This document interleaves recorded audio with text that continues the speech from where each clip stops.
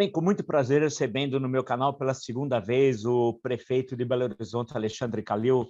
Prefeito, muito obrigado por senhor ter atendido o meu convite. E eu acompanho um pouco a política mineira também. Bem, eu conheço um pouco de história de Minas, trabalhei em Ouro Preto muitos anos, faz tempo, mas trabalhei lá.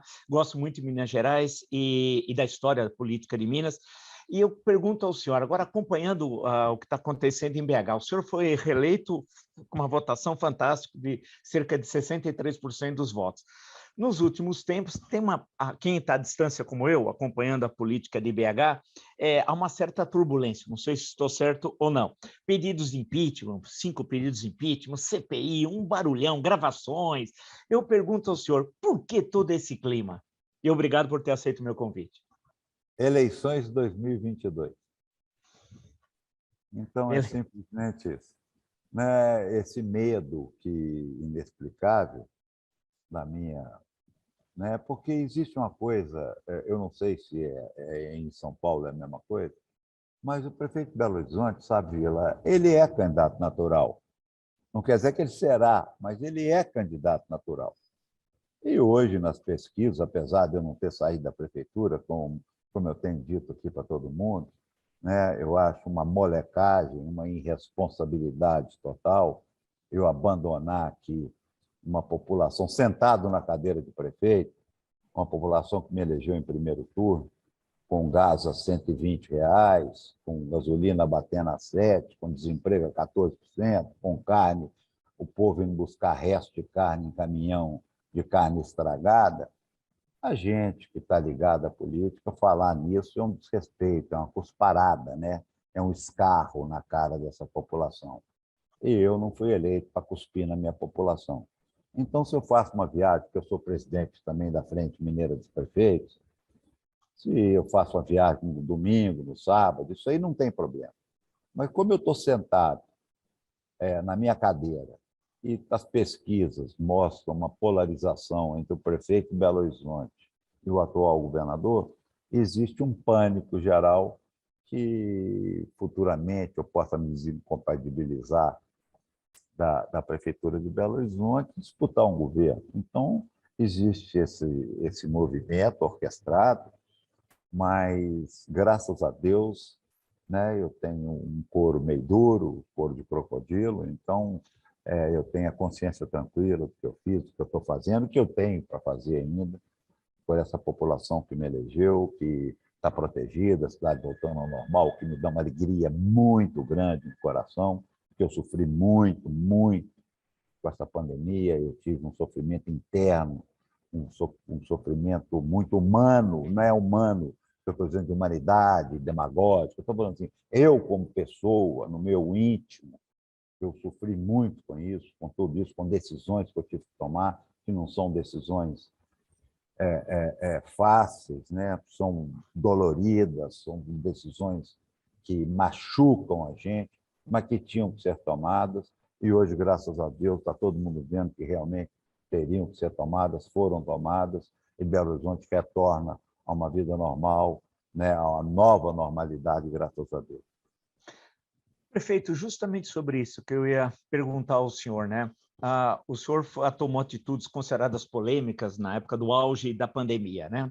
Que envolvia a questão de fechamento do comércio, a questão do distanciamento social, utilização de máscara, tudo aquilo que era recomendado pelas medidas sanitárias da OMS e pelos especialistas. Aquilo causou uma resposta de uma parcela política de Belo Horizonte e de Minas Gerais contra o senhor. Como é que foi administrar aquele momento e como está sendo agora? Ô, Vila, administrar é uma coisa que o Brasil está desacostumado, né? Administrar pragmatismo, administrar o que tem que ser. Então, é o seguinte, primeiro, numa guerra se toma um rumo, né? Numa guerra se toma um rumo. Ou nós vamos invadir a Europa, ou nós vamos invadir a União Soviética, ou nós vamos tomar a Normandia, ou nós vamos... Porque numa guerra não tem planejamento. Ninguém planeja a guerra, porque a guerra acontece em fatos, né? Você, como um grande professor de história, sabe disso, né? iam tomar Stalingrado, se não me engano, em uma semana, e perderam uma guerra em Stalingrado, né? Iam invadir a França, ia demorar muito, tomaram em uma semana. Então, na guerra, você muda a estratégia. E eu comparo muito, sabe, Vila, o que aconteceu na pandemia com a guerra. Você vai mudando a estratégia de acordo com o conhecimento tático, para continuar a analogia da guerra, do que está acontecendo. Até porque você não conhece qual que é a estratégia do seu inimigo. No caso, o vírus, né? Ele foi lá, ele mudou, ele passou para outra genética, ele teve uma transmissão mais rápida, tivemos que nos proteger mais.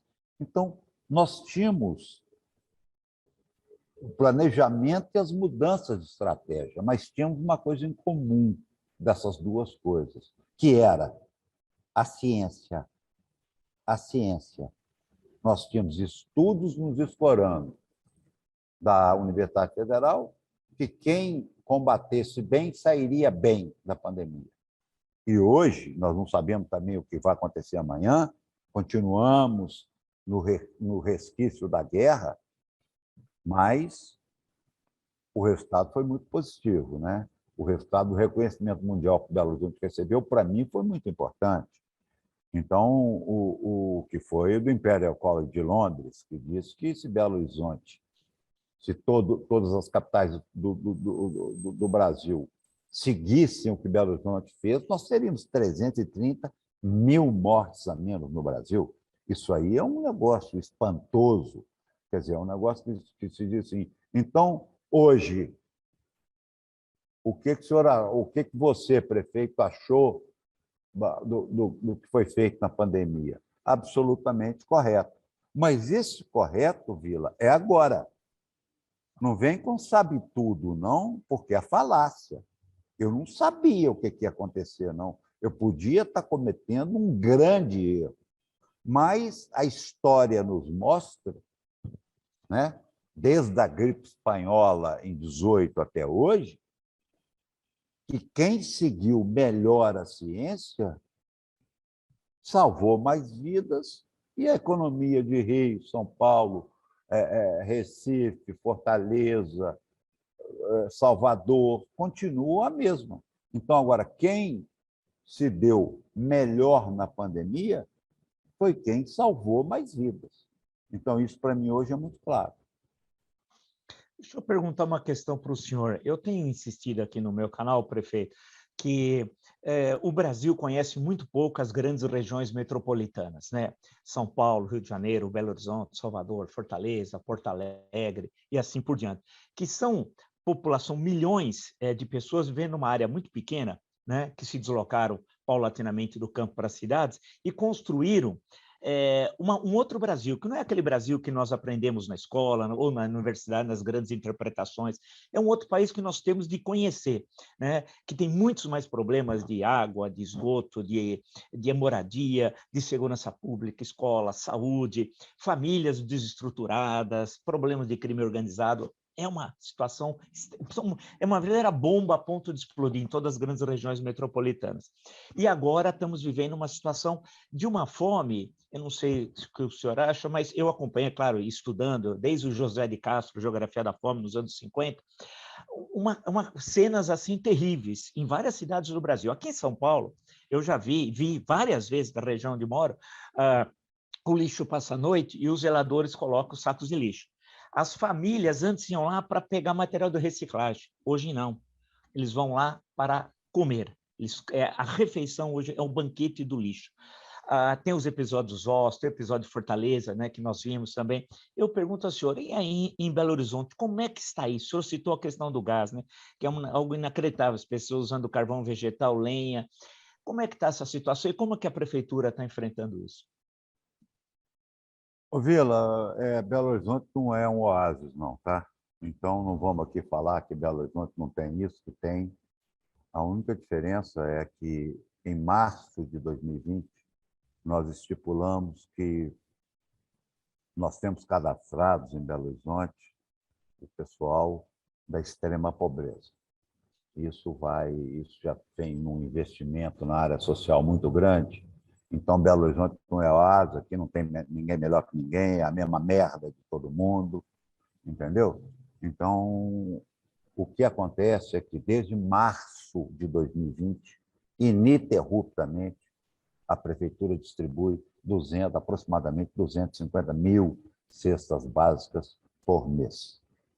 Então, isso é também que não resolve, tá? Que não resolve.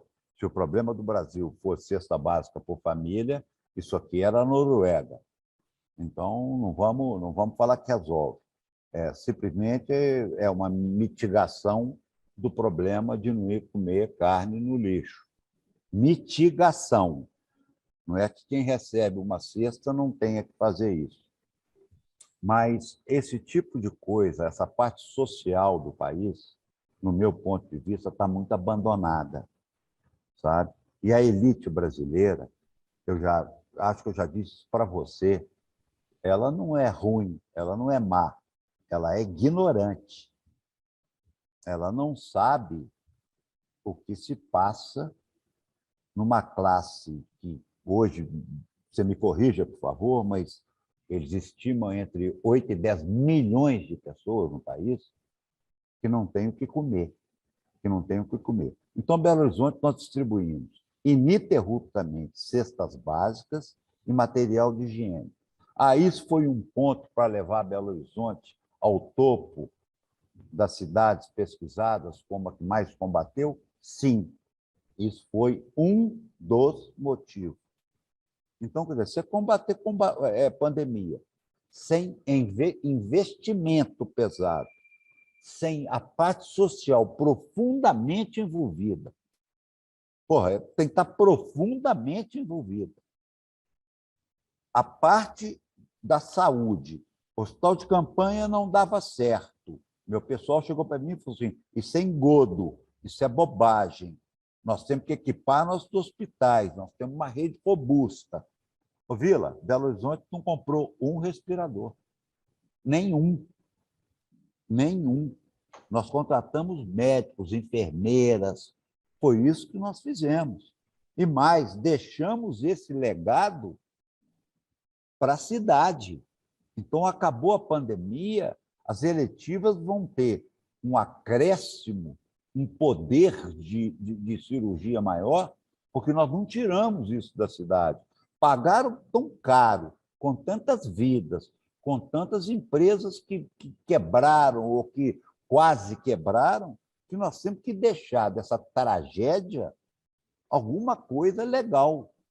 Então, o principal acerto foi investimento na saúde durante 5 anos, pesado. Né? Não estou falando aqui de prefeitura menor que tem que realmente investir um orçamento maior na saúde. Não, nós estamos falando de um orçamento de 15 bilhões de reais e que quase 26% todo ano são investidos na saúde, e não os 15% que a lei manda. Então, isso também ajudou muito. Então, foram pontos assim, investimento, cuidado social, hospital de campanha em engodo, respirador não salva a vida. Quem salva a vida é gente. Quem salva a vida é médico, é enfermeira, é atendente, tá certo? É fiscalização, é guarda municipal, é polícia militar, para impedir os irresponsáveis e negacionistas de fazerem baderna fora de hora. Então, isso tudo foi a receita, sabe? Agora, está na hora desse país, não é, nós temos que parar também negócio de esquerdinha e direitinha. Está na hora do coração falar assim: ó, gente, ninguém pode pegar um resto de carne num caminhão de lixo. Isso não tem lógica, isso ofende. Isso é pior do que eu ouvi falar daquela empresa de saúde de São Paulo, que copia muito o Mengele fazendo teste, querendo descobrir grandes coisas em seres humanos. São coisas que viram até lenda urbana. Eu nem acredito, porque eu ouvi, eu não acredito que é tão desumano quanto, entendeu? Então, quer dizer, eu acho que chegou a hora da esquerda e da direita, fala assim, gente, tem pobre, então vamos unir todo mundo aqui, vamos cuidar dos pobres, e depois a gente chega lá no final do ano que vem para ver quem vai ser eleito. Falando justamente nessa questão para o senhor sobre eleição, né?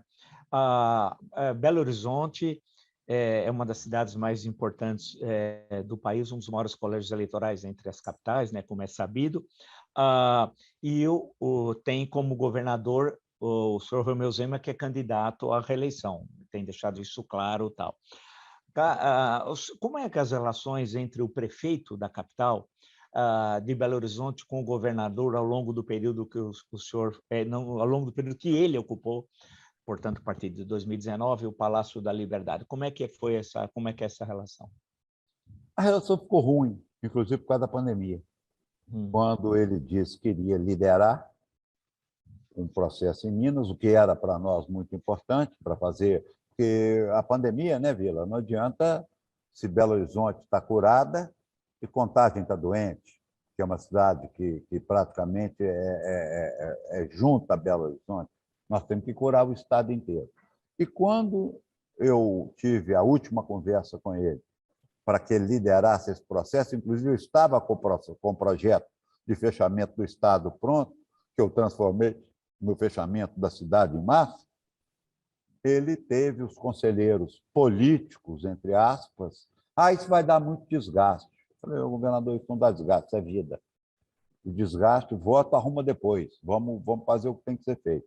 E, a partir daí, nossa relação é zero, tá certo? Porque o investimento do Estado foi pífio, inclusive deve a todos os municípios, saúde, não repassou o dinheiro da saúde no momento da pandemia. Então, a minha relação não é boa, mas é aquela história, né? O prefeito tem que ter uma boa relação e um comando do governador quando ele injeta alguma coisa, quando ele põe algum valor, quando ele paga alguma... No caso de Belo Horizonte, não. Belo Horizonte parece um estado autônomo.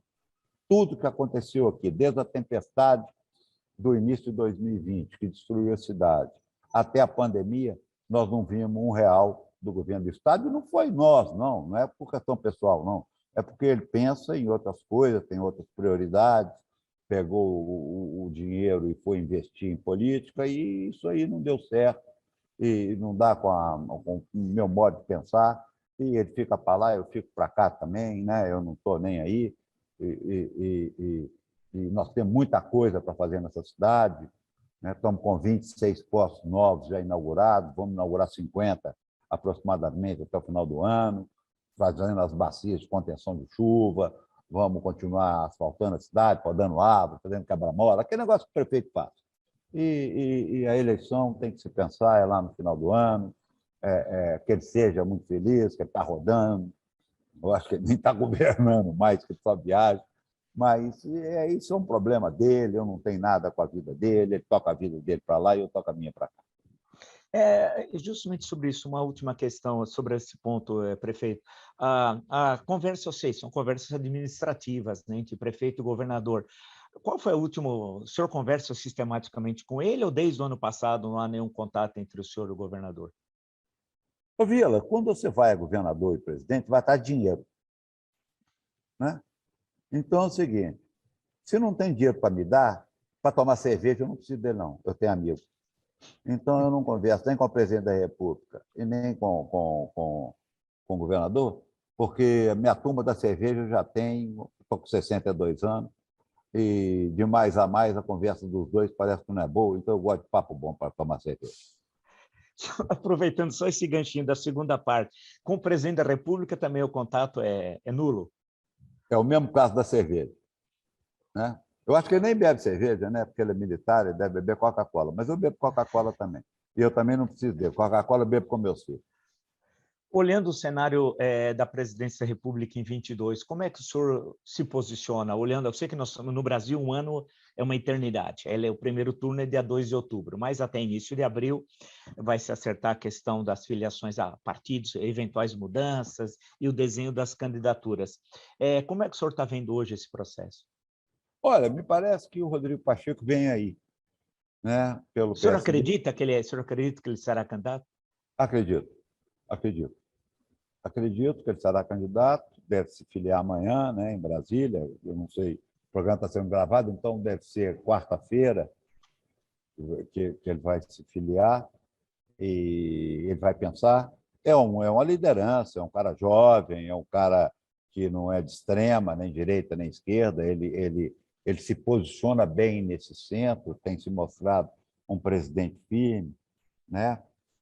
Nós o apoiamos na bancada do Senado para presidente, ele ainda estava no Democrata, agora ele vem para o PSD, na filiação lá em Brasília. Então, eu acho que por isso que é muito cedo.